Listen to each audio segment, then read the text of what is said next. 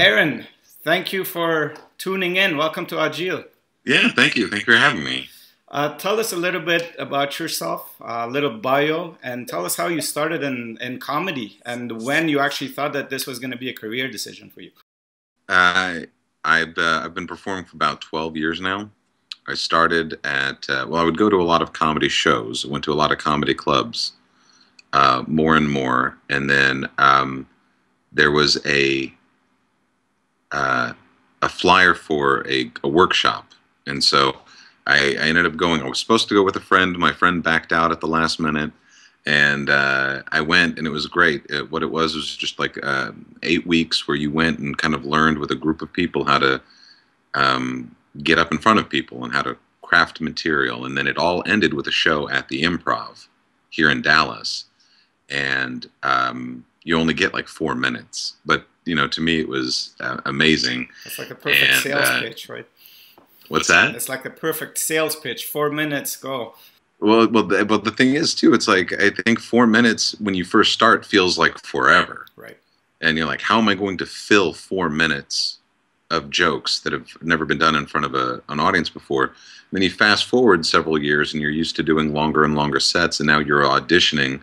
If you find yourself auditioning for a show like America's Got Talent or Last Comic Standing or whatever, or, you know, if you care to dream and you want to do like a Tonight Show or something like that, when you showcase, you get 3 minutes or 4 minutes, and it's the opposite problem. Like, oh my God, I've got so much. What do I fit in to only 3 minutes? How do I cut out only for 4 minutes? So that was a long time ago. Went to a lot of open mics, started getting a lot of stage time, as much stage time as possible, and it's just been a slow progression ever since. I don't know if there was ever a click moment, like, I want to do this. Where can we see you? Where can we find you online? And where's the best place to go? Well, there's a number of videos on YouTube. Best place to go is to my website, which is aaronaryanpur.com. Another way to get there is Aaron Comedian. I know a lot of people have a tough time with my last name. So aaroncomedian.com, and there's links on there to my Facebook and Instagram and YouTube and all of that. And there's a ton of clips and tons of different stuff and photos and all sorts of things. So, and schedules too, by the way. So it's very simple. Aaron Aryanpur. Americans say Aaron Aryanpur. Wrong. Wrong. R. Aryanpur. Pur. Or at the end it goes up a little bit for exotic people. Aryanpur. So nobody does that, but that's actually the proper Persian way of doing it. I speak Farsi fluently. Aryanpur. Right?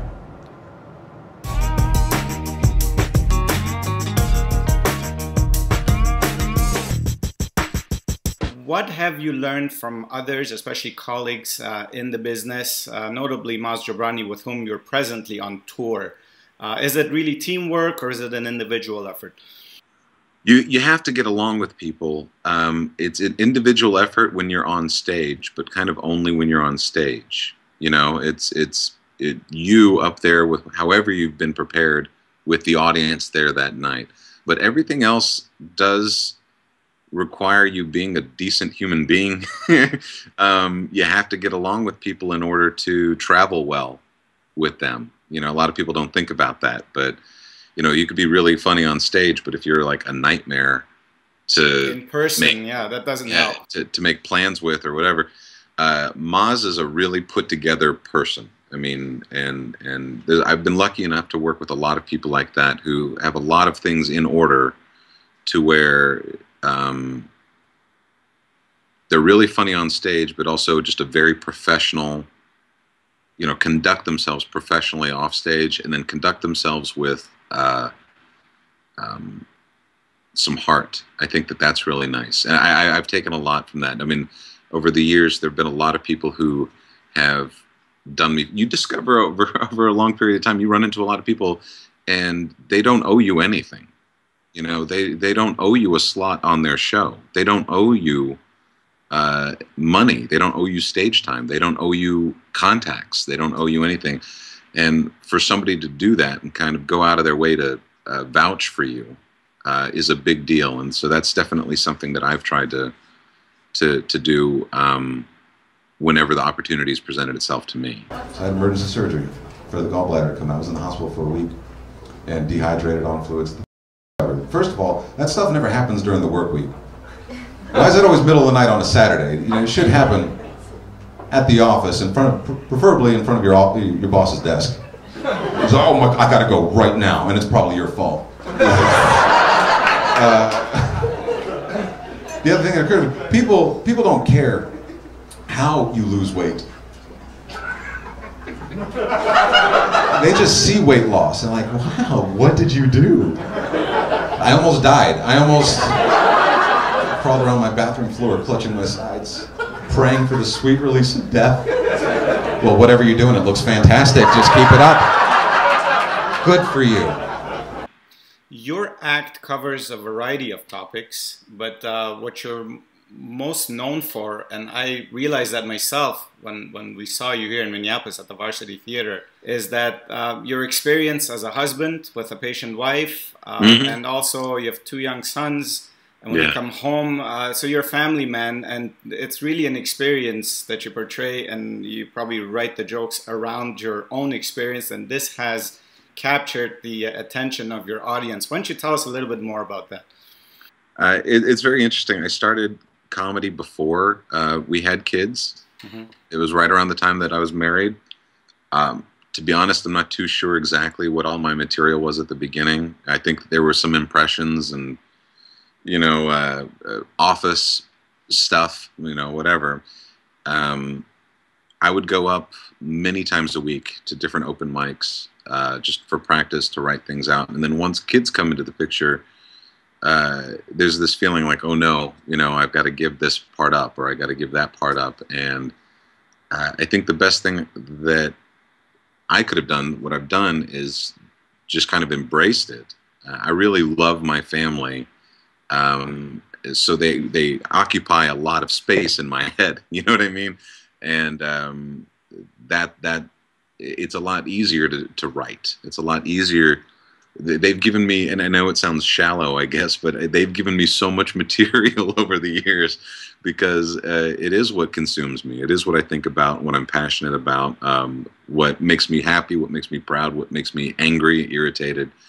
And that's been a really fun thing too, is like to get up on stage and to just complain or vent about some things. Like, you're still happy overall, but there's always a few things that, you know, really drive you crazy. And to get those laughs of recognition, you know, other parents or other married couples, or you know, people like that laugh because they're relating. They laugh because they recognize it. Speaking about that, exactly, I relate because I have 2 young children myself. But on the flip side, in your audience, whether you're opening for somebody or whether it's your own show, in your audience, you might not have necessarily all parents of young children, or even married people. Do you think that by talking about your wife, your children, you might be excluding a generation of people who are not in that boat, or who don't even want to be in that boat? How do you think about that? Very good question. And what I like to do, I feel like I've also got a lot of different topics, and so maybe different shows, different audiences.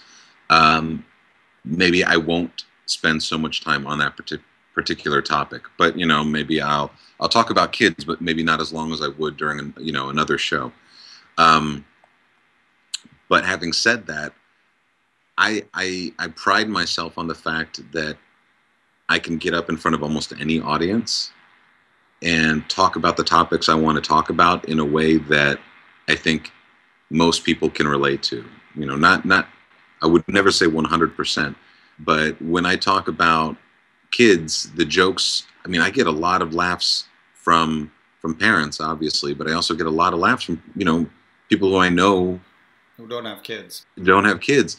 But if I've talked about work experiences in other places, or problems with my own parents, or, you know, issues I have with my own weight, or if I bring up you know, my background, you know, when I talk about Now, obviously, when I do shows with Maz, I can assume that there's going to be a big Middle Eastern population there.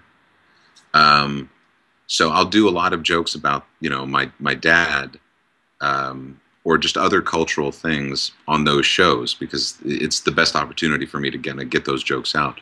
But I'll do those jokes in front of a, you know, a general market, you know, white crowd, and I pride myself on being able to get them to laugh at the same thing, to recognize something that they may not have known about before. You know what I mean? So yeah, got the unlimited shared minutes on the cell phones with the wife, unlimited. She's testing the limits of unlimited. At some point, it really should be called a wireless whip. Because you're a grown person, you think, I can go out, I can stay out, and have one more drink. And God forbid you look down, see 3 or more missed calls, you may as well not go home. Don't go home.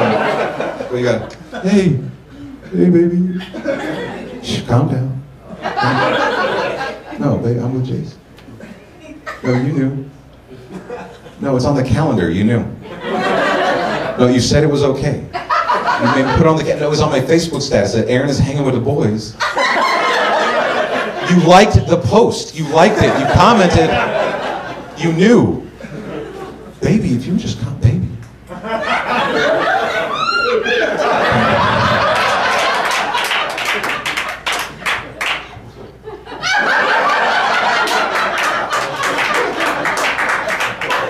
Baby, please. Don't do baby.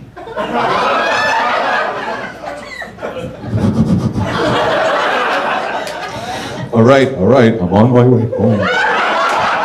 Change of plans, fellas. She wants it real bad. I got it. Speaking about your dad, your family, and your culture, this was one of my favorite questions. And what I remember you the most on stage, first of all, your last name Aryanpur is Persian, but you mentioned that you were born to a Jewish mother, Persian father who happens to be Muslim, and you were raised. I see you're doing good. You're doing well. You're in one piece.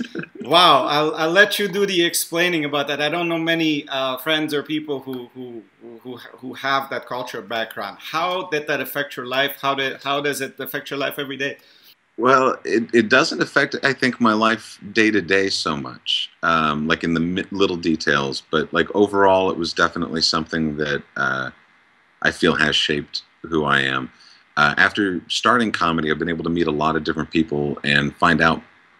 It's definitely opened me up to Persian populations that I just didn't have access to before. You know, my dad's circle of friends was not that big, you know, when I was growing up. So I did not have that kind of influence like I wanted.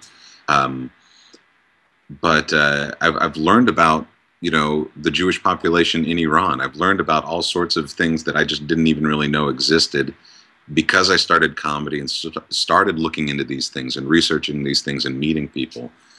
I think that, and I've talked about this with a few other people, I think that especially growing up in Texas or in the South, where it's maybe just not that common to see anybody of a Middle Eastern background, where Jewish populations aren't, you know, that big. Very early on, I think that I learned to appreciate things from an outside point of view. Do you know what I mean? Where I never felt necessarily excluded on purpose, and I don't think that my family was ever targeted in any way. But there's a certain sensitivity where you grow up going, oh, okay, this is their holiday. You know, okay, this is their custom. This is not what we do in our house. Yeah. Okay. And when you kind of learn that at an early age, that helps comedy. Absolutely. Because the best thing about comedy is seeing something that everybody else sees, but maybe from a slightly different point of view. And it's also intriguing for the audience, because the audience they're not waiting for that. I mean, when we hear Maz speak, when he mentions that he's married to an Indian woman, it's intriguing. When we hear you speak and when you say my mom's Jewish, my dad's Persian, right away the audience thinks, oh wow, Yeah. Let's hear more about this. So it's and there's very jokes about that part too. I mean, specifically about my parents, where they did end up getting divorced, but all of that has everything to do with the personal and nothing to do with the cultural. You know, I'm sure certain things play their part. You know, my dad is an immigrant. You know, he you know, there are definitely ways that he learned how to communicate and ways that he learned how to be that are going to be different than my mom's experience. So, but it is kind of funny when you see things on the very personal level, kind of translate to something a bit more global. You know what I mean? Absolutely. Like you see big world problems, but in a family. So. Tell us a little bit about your TV's debut on Fox's Laughs. That must have been exciting. Yeah, I taped something back over the summer, and it aired in September. It's a show that just got picked up again. It's in a few different test markets across the country, so you'll have to look it up. If you take a Laughs TV, I think there's a link on my site somewhere, but what they're doing is they're trying to get stand-up comedy, like club version stand-up comedy, on TV again, which a lot of people don't see. So it's been exciting over the last several years. You know, with Last Comic Standing, and there's always been stand-up on the late night shows, but this is a way of seeing a couple clips from all over the country, a bunch of different comics who are all up and coming, and hopefully will, you know, be a household name someday eventually. But I actually taped it in Detroit. It was my first time to Michigan.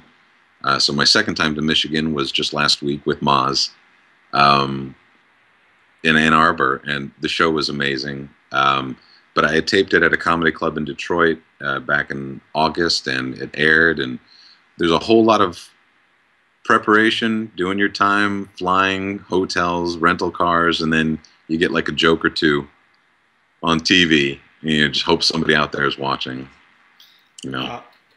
Aaron, tell us about, you know, you mentioned Iran and Iranians, and since Agil is a show about the Persian community, would you ever like to visit Iran? And I know you know so much about the country, the people, the heritage, the language, the food, but visiting one day, with or without your children and family, how would you describe that feeling? There's a lot that I feel like I do know, and I know that there's a whole lot that I really don't. And there's a lot that I'd like to learn more. And my brother and I have talked about that often. I don't know how realistic it is. I'm a guy who's nervous about going to a new city in the United States without somebody, you know, to kind of, but you know, be my guide. You're from Texas. You're courageous. That's good. Yeah. You're Southerner. Yeah. Oh. But I know what you mean. But I think that there are a number of places that I would like to see, you know, on my bucket list, and that's definitely one of them. And the thing is too, it's like, it's so, as a country, that's what my dad let me know, is like there's so much to it. So when you say that you've been to Iran, where do you go, and will you have actually seen it? You know, nobody. Everybody has just a very, very narrow view, I think, of that place. Are you talking about the city? Are you talking about the mountains? Are you talking about what? And so if I go, I want to make sure that I do it right. You know, I want to make sure that it's a real experience. What does the future hold for Aaron Aryanpur? I really don't know. I want to know. I know that you're on tour, so I mean, your website states that you're always on tour and you're very busy. You're a busy man, you're touring, but are there any special projects, such as maybe a book, a movie, TV, a series that is on your mind? In addition to the touring, I'm always trying to get to new places and new venues. I've been doing an awful lot of writing. I've put quite a few things on my blog. There's a lot of other things in the pipeline, notes and things that I've started. Eventually, I'd like to turn that into something, possibly a book, maybe a podcast. I was able to do a podcast with Maz for a while last year. I really liked that. And then I definitely have ideas for television shows or animated series. One of the other things I love to do is draw. If you go to my website, on one of the pages is a whole gallery of illustrations and caricatures. Amazing work. I saw that. Very talented. And I'd say that I feel like eventually I would love to be able to merge all of those different things. Write a show, maybe a cartoon, something I could animate, something that I could craft and put together. And whether it exists only online or it actually gets pitched to somebody, it doesn't matter. I want to produce something. So there's that. I'm recording a CD in the spring. It's been a long time coming, and so that'll be a real honest to goodness, comedy album that I'll put out in the world. That again, I don't care if it goes anywhere or sells a lot. I want to be able to produce something and kind of say this is something I did. In addition to the comedy, I've been working on acting and voiceover. So I audition like crazy. For commercials, things like that. But I'd love to be able to see that voiceover part of the career take off. And like I said with the cartoon, make it all happen together. If I could get the art with the comedy, with the voices, all of that, I think that would be my version of success. You sure have the inspiration, you have the vision, you have the talent, you have the charm, and I wish you nothing but the best of success. We're very lucky to have you on the show today, and also to be able to see you again at Varsity Theater last time you were here with Maz. And very funny man, very talented. Again, best of luck to you, Aaron. Keep in touch with us and with the network. Hopefully, next time we'll talk, you'll have a new gig out, you'll have maybe a cartoon out, and you never know. We'll be very excited to talk to you again in the future. I appreciate it. There's amazing things to say in here. I thank you so much. I appreciate the invitation. Absolutely. It was a lot of fun. Thank you.